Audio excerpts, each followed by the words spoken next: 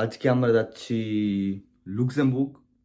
লুক্সেমবুর্গ হচ্ছে পৃথিবীর সব থেকে ধনী দেশ এবং আমি যেহেতু একটু লেট তাই বেশিক্ষণ এখানে কিছু বলবো না। ডাইরেক্ট ট্রেনে চড়বো এবং তারপরে লুক্সেমবুর্গ পৌঁছে আরও কথা হবে।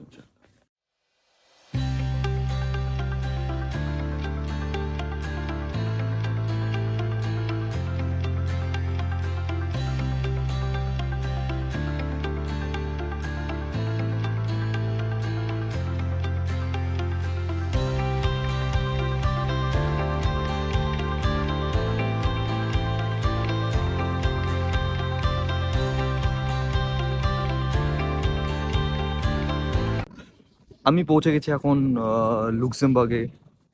আমার পেছনে এটা হচ্ছে লুক্সেমবার্গ সেন্ট্রাল স্টেশন। এখানে একটা ওল্ড টাউন আছে, ওল্ড কোয়ার্টার, সেখানে যাব। তার জন্য আমি ইউজ করবো পাবলিক ট্রান্সপোর্ট। আর লুক্সেমবার্গের ব্যাপারে একটা ইন্টারেস্টিং ফ্যাক্ট হচ্ছে লুক্সেমবার্গে পাবলিক ট্রান্সপোর্ট ফ্রি। এটা হচ্ছে পৃথিবীর প্রথম দেশ যে তার সমস্ত পাবলিক ট্রান্সপোর্টকে ফ্রি করে দেয়। তার জন্য আমরা নেবো এখানে একটা বাস, তার জন্য কোনো টিকিটের দরকার নেই। এটা ছিল আমার বাস, 13 নম্বর বাস, যেটা আমাকে নিয়ে আসলো ওল্ড স্কোয়ারের আশেপাশে।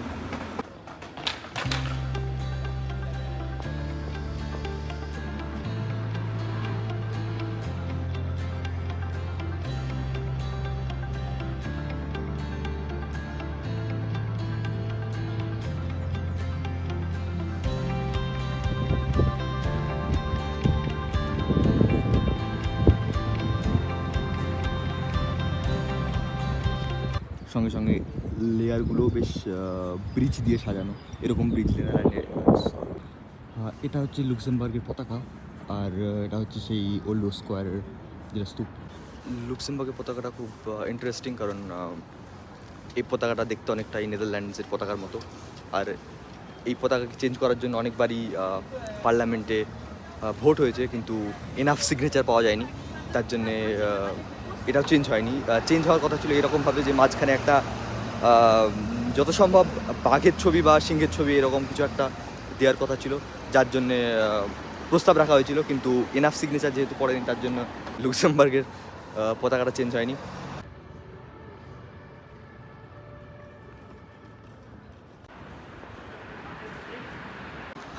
আমি এখন যাচ্ছি একটা জায়গায় যাকে বলা হয় ইউরোপের সবথেকে সুন্দর বারান্দা। হ্যাঁ, এখান থেকে বেশ ভালোভাবেই যেটা আমি বলছিলাম লুক্সেমবার্গের 3টে স্তরের কথা লুক্সেমবার্গ সিটিতে, সেটা খুব ভালোভাবে দেখা যাচ্ছে। আমরা যেখানে আছি সেটা হচ্ছে প্রথম। যদি আমরা প্রথম ধরি তাহলে এটা সেকেন্ড হবে, আর একদম যেটা নিচে সেটা থার্ড হবে। এটাকে বলা হয় ইউরোপের সবথেকে সুন্দর বালকনি, যদিও আমার মনে হয় না। তবুও মনে হয় এটা স্প্রিংগুলো অতটা সুন্দর না, কিন্তু সামারে এটা আরও সুন্দর দেখায়। কিন্তু এই রাস্তাগুলো খুব সুন্দর, যেটা এখান থেকে আসছে, ওই টানেলের মতো যেটা এখান থেকে বেরিয়ে আসছে, রাস্তাটা খুব সুন্দর এবং দৃশ্যটাও খুব একটা খারাপ না। আর ইউরোপের সমস্ত ব্রিজের মতো এখানেও ছোট্ট একটা ব্রিজের তালা ঝুলানো, আর যেটা নামও লেখা আছে। লুক্সেমবার্গ হচ্ছে পৃথিবীর সব থেকে ধনী দেশ, আর এটা নির্ণয় করা হয় জিডিপি পার ক্যাপিটা হিসেবে। মানে একটা দেশের জিডিপি কত আর সেই দেশে কতগুলো মানুষ বসবাস করে, তাহলে মাথা পিছু জিডিপি যেটাকে বলা হয় বাংলায়, তাকেই বলা হয় জিডিপি পার ক্যাপিটা। এবং এই হিসেবে লুক্সেমবার্গ সব থেকে পৃথিবীর ধনী। লুক্সেমবার্গের জিডিপি পার ক্যাপিটা হচ্ছে 1,25,000 ইউরোর মতো, যেটা পৃথিবীর সব থেকে বেশি। লুক্সেমবার্গের পরে আছে মনে হয় আয়ারল্যান্ড, আর যার জিডিপি পার ক্যাপিটা 90,000 সামথিং। তো হেরফেরটা অনেক। এটা হচ্ছে লুক্সেমবার্গের গ্র্যান্ড ডিউক প্যালেস, যদিও এখানে এখন তো থাকে না, আগে গ্র্যান্ড ডিউকরা এখানে থাকতো। আমার পেছনে এটা যেটা দেখা যাচ্ছে এটা হচ্ছে গ্র্যান্ড ডিউক প্যালেস, যেখানে লুক্সেমবার্গের ডিউক রা আগে থাকতো, কিন্তু এখন থাকে না। এটা প্রাক্তন হাউস। 963 খ্রিস্টাব্দে লুক্সেমবার্গের ইতিহাস শুরু হয় সিগনিফিক্যান্টলি, যদিও আগে অনেক জায়গায় উল্লেখ আছে লুক্সেমবার্গ ইতিহাস সম্বন্ধে। কিন্তু 963 খ্রিস্টাব্দে একজন ব্যক্তি ছিল যার নাম হচ্ছে সিগফ্রিড, যে কিনা নিজস্ব কিছু জমিনের জন্য একটা রোমান ফোর্টকে ট্রেড করেছিল এবং সে জিতে যায় ট্রেডটা, এবং তারপরে সেই ছোটো কাসেলটা ওর হয়ে যায়। তারপরে বংশগতভাবে তার ছেলে পেতে থাকে এবং তার ছেলে পেতে থাকে, এবং তারা সেই ছোট একটা ফোর্টকে বড় করতে থাকে আস্তে আস্তে, নির্দিষ্ট মতে কিছু জমি কিনে কিছু যুদ্ধের মাধ্যমে জায়গাটা একটু বড় করতে থাকে।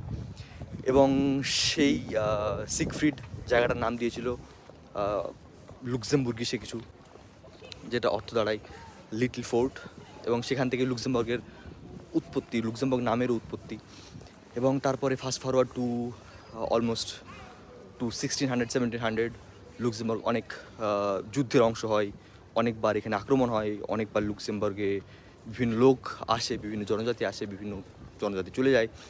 এবং 18শো শতাব্দীর আশেপাশে লুক্সেমবার্গ ঠিক করে যে আমরা একটা নিউট্রাল রাষ্ট্র হিসেবে থাকবো, এবং তার জন্য লুক্সেমবার্গ অনেক আক্রমণ থেকে বেঁচে যায়। যদিও 1914 খ্রিস্টাব্দে যখন প্রথম বিশ্বযুদ্ধ শুরু হয়, তখন জার্মানি আক্রমণ করে লুক্সেমবার্গের উপর এবং লুক্সেমবার্গ জার্মানির অংশ হয়ে যায়। তারপরে 1918 খ্রিস্টাব্দে আবার প্রথম বিশ্বযুদ্ধ শেষ হয়ে যায়, কিন্তু তারপরে আবার 1940 খ্রিস্টাব্দে যখন দ্বিতীয় বিশ্বযুদ্ধ শুরু হয়, তখন আবার লুক্সেমবার্গে আক্রমণ করে জার্মানি এবং লুক্সেমবার্গ জার্মানির অংশ হয়ে যায়। তার পরবর্তীতে লুক্সেমবার্গ ঠিক করে যে আমরা নিউট্রাল থাকবো না, আমরা কোনো একটা পক্ষ নেব। এবং যখন ন্যাটো শুরু হয়, ন্যাটোর প্রথম কয়েকটা মেম্বারের মধ্যে লুক্সেমবার্গ একজন, এবং তারা তার পরবর্তীতে বিভিন্ন ইউনিটি গড়ে তোলে ইউরোপের মধ্যেই, যেমন লুক্সেমবার্গ, তারপর বেলজিয়াম এবং নেদারল্যান্ড, তিনজন মিলে একটা ইউনিটি তৈরি করে যাদের নিজেদের মধ্যে ট্রেড করার জন্য। পরবর্তীতে তারা আরও অনেকগুলো দেশের সঙ্গ নেয়, ওয়েস্ট জার্মানি, ডেনমার্ক, ইউকে, এবং তারা একটা ছোটো সংগঠন তৈরি করে, পরবর্তীতে যেটার নাম হয় ইইউ, ইউরোপিয়ান ইউনিয়ন। এবং লুক্সেমবার্গ একটা ইউরোপিয়ান ইউনিয়নের অ্যাক্টিভ সদস্য, এবং ইউরোপিয়ান ইউনিয়নের অনেকগুলো হেডকোয়ার্টার এখানে অবস্থিত। বিশেষভাবে ইউরোপিয়ান ইউনিয়নের যেটা কোর্ট অফ জাস্টিস সেটা এখানে অবস্থিত। আর like international court of justice সেটা আলাদা, আর ইউরোপিয়ান কোর্ট অফ জাস্টিস সেটা আলাদা। তো ইউরোপিয়ান কোর্ট অফ জাস্টিস সেটা লুক্সেমবার্গে আছে। এখানে খুব একটা ইন্টারেস্টিং জিনিস দেখলাম, এখানে একটা দোকান আছে ডিবি নামক, এবং এখানে তার নিচে লেখা আছে people helping people handmade in Bangladesh. তো ইউরোপে বেশিরভাগ সুপার মার্কেটে যেমন জারা, H&M বা প্রাইমার্ক, এগুলোতে খুব মানে প্রায়শই দেখা যায় যে প্রায় অর্ধেকের বেশি কাপড় চোপড়ই বাংলাদেশে তৈরি, অথবা পাকিস্তানে তৈরি, অথবা ইন্ডিয়াতে তৈরি, অথবা চায়নাতে তৈরি। তার মধ্যে সবথেকে বেশি দেখা যায় মেড ইন বাংলাদেশ। তো এটা স্বাভাবিক।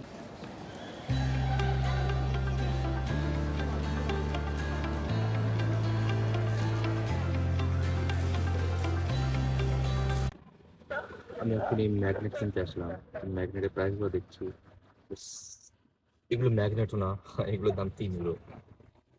সাধারণত যেসব ম্যাগনেটের দাম ব্রুসেলসের মতো শহরে, বার্লিনের মতো শহরে 2 ইউরো থেকে 4 ইউরোর মতো হয়, সেগুলো কি হচ্ছে 5 ইউরো, 5.5 ইউরো থেকে 8 ইউরো, 10 ইউরো পর্যন্ত আছে।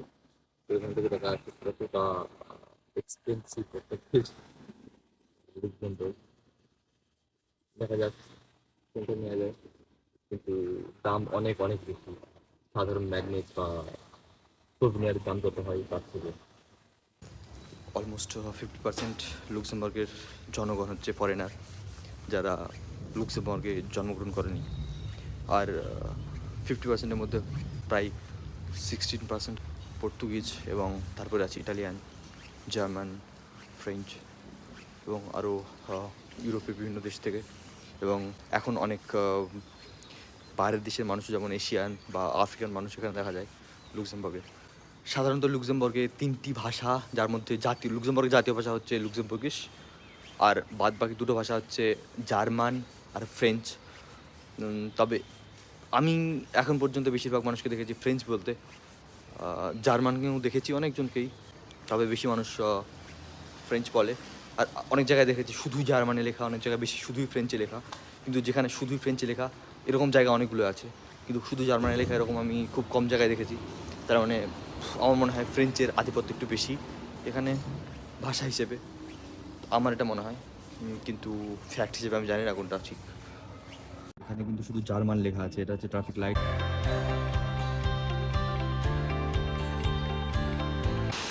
আমি এখন এসেছি, এখানে একটা ফোর্ট আছে, ফোর্ট থুইঙ্গেন যার নাম। আর লুক্সেমবার্গের এই পার্টটা অনেকটা আধুনিক শহরের মতো। বাদ বাকি বেশিরভাগ জায়গায় হিস্ট্রিক্যাল বিল্ডিংস, কিন্তু লুক্সেমবার্গের এই পার্টটাই মডার্ন বিল্ডিং এবং মডার্ন আর্কিটেকচার দেখতে পাচ্ছি চারিদিকে।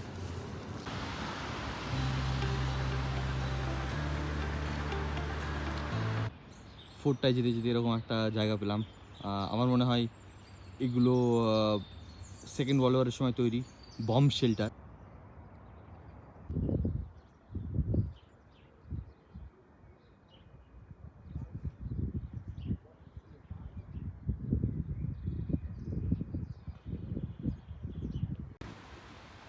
এখন আবার ফিরে যাবো সিটি সেন্টারে।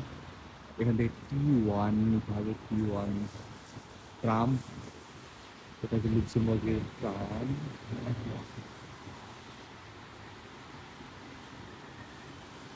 দেখতে ইউরোপের অন্যান্য শহরের ট্রামের থেকে জার্মানির বা বেলজিয়াম বা নেদারল্যান্ড ট্রামের থেকে অনেক সুন্দর।